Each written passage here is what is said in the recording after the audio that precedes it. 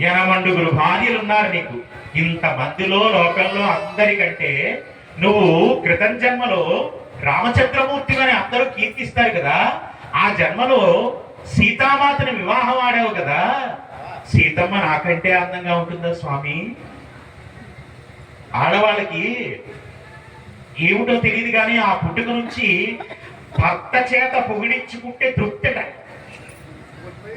అందుకని ఆవిడ్ని లోకంలో ఉన్న వాళ్ళందరూ సత్యభామని ఎంత అందంగా ఉన్నామని పొగుడుతున్నా ఆవిడ తృప్తి కలగలేదు.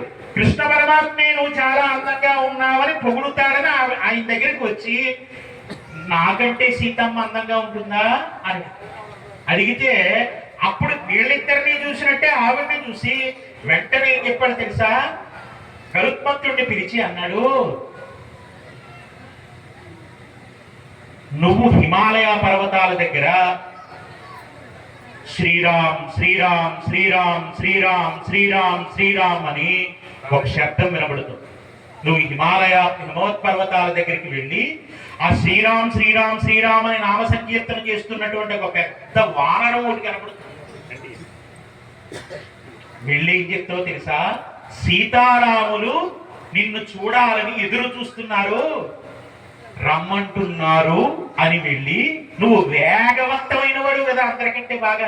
నువ్వు ఇందాకే కదా అడిగావు, నాకంటే ఎవరు వేగవంతమైన వాళ్ళు లేరు కదా స్వామిని. అందుకని నువ్వు వేగంగా వెళ్ళి ఆ వానరం దగ్గరికి వెళ్ళి సీతారాములు ఎదురు చూస్తున్నారు, రమ్మన్నారు, ద్వారకలో ఉన్నారని చెప్పాను. అనగానే ఆయన తప్పకుండా స్వామి, అయితే నేను తిరిగి వచ్చేసరికి చెప్తారుగా నాకు సమాధానం ఇందాక అడిగిన దానికి. నాకంటే ఎవరు వేగంగా వస్తారని చెప్తాను, వెళ్ళు నువ్వు ముందు నా మాట అక్కడ చెప్పిరా. గరుత్మంతుడు చాలా వేగంతో వెళ్ళి ఎక్కడ హిమోత్పర్వతాల దగ్గరికి వెళితే అక్కడ ఏం వినబడుతుందో తెలుసా? శ్రీరామ శ్రీరామ శ్రీరామ శ్రీరామ. హిమోత్పర్వతాలన్నీ కూడా మొత్తం పునీతమైపోతున్నాయండి. మీరు బాగా జ్ఞాపకం పెట్టుకోండి, ఈ లోకంలో మిగతా మంత్రాలకన్నింటికి ఓం అనేటువంటి అక్షరం జోడిస్తే తప్ప శక్తి లేదు. ఓం నమ శివాయ అంటే మీరు పూర్తిగా శివుణ్ణి పిలిచినట్టు. నమ శివాయ అన్నారు అనుకోండి, మీరు శివుణ్ణి పిలిచినట్టు కాదు, పంచభూతాలని పిలిచినట్టు. నా అంటే నభము ఆకాశము, మా అంటే మరుత్తు జలము, అలాగా వాయువు భూమి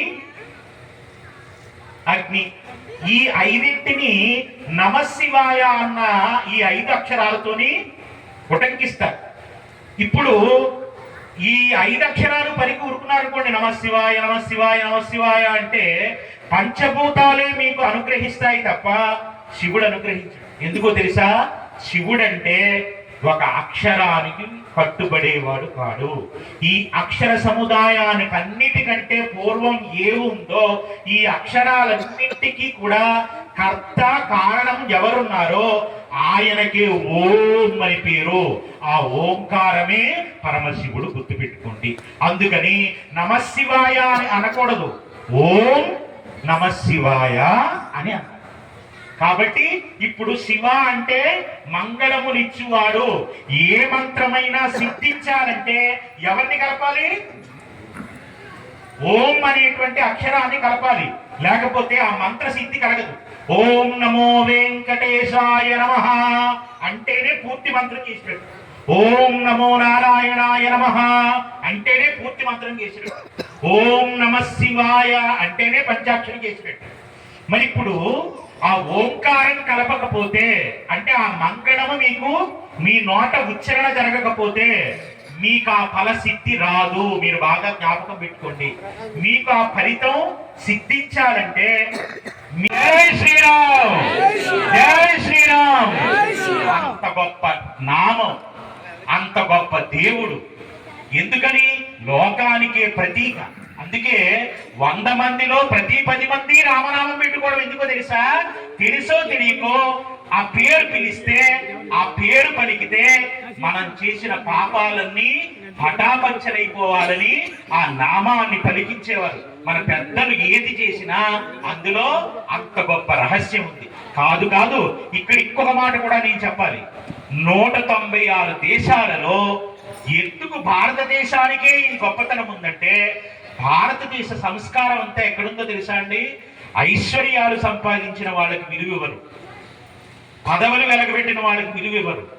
భారతదేశ సంపద అంతా ఎక్కడుందంటే, ఇక్కడ ఎంత ఐశ్వర్యం ఉన్నా, ఎన్ని పదవులున్నా, ఎన్ని భాగాలు అనుభవించినా, ఎవరు తల్లిదండ్రుల్ని గౌరవిస్తున్నారో, ఎవరు సమాజంలో ఉండేటువంటి వ్యక్తులతో నేను ఇంత గొప్పవాడినన్న అహంకారం లేకుండా అందరిలోని తనొక్కడిగా ఎవరు మసులుతున్నారో అలాంటి వాళ్ళకి మాత్రమే కీర్తి ప్రతిష్టలు ఉంటాయి. తనకున్న ఐశ్వర్యాన్ని, ఈ ఐశ్వర్యం నేను సంపాదించింది కాదు, ఇది ఈశ్వరుడు నేను చేసిన పుణ్యఫలంగా ఏ జన్మలోనే నేను దానం చేస్తే అనుకోకుండా నాకు నేను చేస్తున్న వ్యాపారమో ఇంకోటో కలిసి వచ్చి నాకు ఇది ఏర్పడింది. కాబట్టి ఎప్పుడైనా మళ్ళీ నాకు జన్మ ఉంటే మళ్ళీ జన్మల్లో కూడా నేను ఇలా ఐశ్వర్యవంతుడిగా పుట్టాలంటే ఉన్న ఏకైక దారి ఏంటో తెలుసా అండి? ఇలా పెట్టే మనస్సు కలగటం. ఇప్పుడు ఈ ఊళ్ళో 25 కోట్ల రూపాయల ఐశ్వర్యంతో వెంకటేశ్వర స్వామి వారి దేవస్థానం కడుతున్నారంటే ఎంతమంది మహాదాతలు ముందుకొస్తే అలాంటి దేవాలయ నిర్మాణం జరుగుతుందండి. అసలు ఆ సంకల్పం ఎంత గొప్పదో. నేను ఏమనుకున్నాను తెలుసా? రామవరం అన్న పేరు ఇన్నాళ్ళకి సార్థకత్వాన్ని పొందిందిరా. ఇన్నాళ్ళు ఇది రావారమే, ఇది రావారమే తప్ప రామవరం కాదా. కానీ ఎప్పుడైతే వెంకటేశ్వర స్వామి వారు వచ్చి ఇక్కడ కొలువుందామన్న ప్రతిజ్ఞ పెట్టాడో, ఆయన పాదం ఇక్కడ పడిందో, ఈ ఊరి రూపురేఖలే మారిపోతాయండి. ఇంకెదరెదరు మళ్ళీ జ్ఞానంతో అలరాడేటువంటి నిజమైన రామవరం అయిపోతుంది. మీకు అర్థమవుతుందా? ఐశ్వర్యవంతులు ఉండడం గొప్పతనం కాదండి, ఇలా పెట్టగలిగే మనస్సున్న వాళ్ళే నిజమైన గొప్పవారు. అది ఏమవుతుందో తెలుసా అండి? ముందు తరాలకి మీరు చేసిన పుణ్యం, మీరు ఇవాళ సుభిక్షంగా ఉన్నారంటే మీ పెద్దలు చేసిన పుణ్యం అండి. తల్లి తండ్రిని ఎందుకు తలుచుకోవాలో తెలుసా? మీకు ఈ జన్మనిచ్చి మిమ్మల్ని వాళ్ళ ఇలా ఉన్నారు 10 మందిలో మీరు గౌరవం పొందుతున్నారంటే దానికి మీరేదో సాధించి మేమేదో చాలా గొప్పగా బ్రతుకుతున్నామని మీరు అనుకుంటే మీరు అనుకున్నది ఏది కాదు.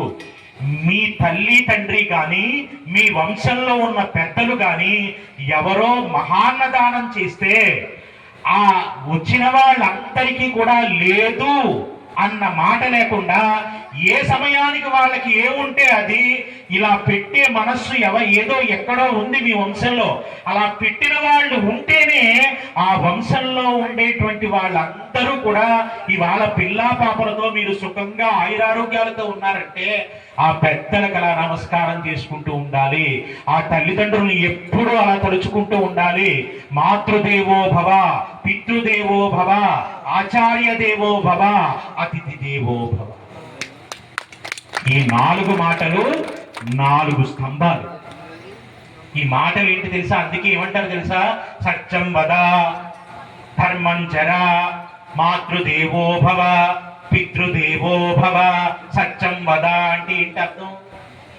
ఎప్పుడూ సత్యానే పలుకుతాను. ధర్మం చర, నేనెప్పుడు ధర్మమే పాటిస్తాను. ధర్మం అంటే ఏంటి అంటే మీరు హుండీలో వేసే డబ్బు కాదండి ధర్మం అంటే. మీకు చాలా మందికి ఇక్కడ చాలా దానం ధర్మం అని రెండింటిని కలిపేయడం వల్ల చాలా మంది అనుకుంటారు ఫలానా చోట నేను దానం చేశానంటే నేను చాలా ధర్మంగా ఉన్నానేమో అని అనుకుంటారు. అలా కాదు. దానం చేసేస్తే మీరు ధర్మంగా ఉన్నారని లెక్క కాదు. నిజమైన ధర్మం ఎలా ఉంటుందో తెలుసా? రామచంద్రమూర్తిని పిలిచి దశరథ మహారాజు గారు అన్నారు, రామా నీకు పట్టాభిషేకం చెయ్యమని ప్రజలందరూ కోరుకున్నారు. ముహూర్త నిర్ణయం చూస్తే 2 రోజుల్లో వచ్చేసింది. అన్నీ సిద్ధంగా ఉన్నాయి. ఇవాళ నువ్వు ఉపవాసం చేసి ఏకశయ్య మీద పడుకుని పరమ పవిత్రుడవై నువ్వు భగవంతుడి స్మరణ చేస్తూ రేపు ఈ సమయానికల్లా నువ్వు సింహాసనం మీద కూర్చుంటావయ్యా అని చెప్పి. ఎవరు? కన్న తండ్రే, పైగా పెద్ద కొడుకు, పైగా ధర్మాత్ముడు, అందరూ కోరుకున్నవాడు. రాముడు కావాలి, రాజు కావాలి, రాముణ్ణి అధిష్టానం చేయాలి, రాముణ్ణి సింహాసనం మీద కూర్చుంటే రామరాజ్యంలో ఒక్కరోజైనా బ్రతికి మేము వెళ్ళిపోవాలని గుడుగుడు ప్రాణాలతో ఎదురు చూస్తున్నటువంటి పెద్దలు ఎంతమంది ఉన్నారో ఈ రాజ్యంలో. అంటే దశరథ మహారాజు గారు ఏమైనా తప్పుగా పాలించాడా? కాదు. దశరథుడికి కూడా మించిన గుణాలు రాముల్లో చూశారంటే అంతటి సకల గుణాభిరాముడై సాక్షాత్తు శ్రీమన్నారాయణమూర్తి ఒక మనుష్యుడు ఎంత ధర్మబద్ధంగా ఉండాలో తెలియజేయడం కోసమని నీ కడుపును పుట్టి ఒక మనుష్య జన్మనెత్తి లోకంలో ధర్మం అంటే ఏమిటో తెలియజేయడానికి వచ్చాడంతే ఆయన. కాబట్టి ధర్మాన్ని రాశీభూతం పోస్తే ఆయనే రామచంద్రమూర్తి. అందుకేనండి రామనామానికి ఆ కీర్తి కేవలం ఏదో 2 మంత్రాలు కలిపారు కాబట్టి గొప్పతనం రావడం కాదు.